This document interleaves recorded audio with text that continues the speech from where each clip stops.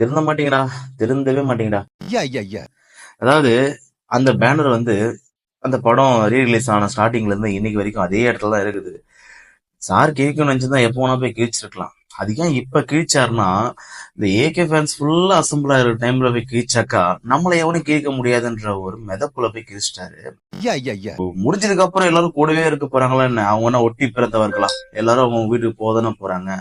அதுக்கப்புறம் சாருக்கு என்ன நடந்துச்சு தெரியல, ஆட்டோமேட்டிக்கா வந்து மன்னிப்பு பகிரங்கமா மன்னிப்பு கேட்டிருக்காரு. இது மூலயமா அண்ணன் விஜய் அவர்களுக்கும் தமிழக வெற்றிக்காக நண்பர்களுக்கும் என்னுடைய மன்னிப்பு கேட்டுக்கொள்கிறேன். அதுக்கு எதுக்கு பண்ணணும்? தற்கூரி மாரி ஏன்டா யோசிக்கிறீங்க?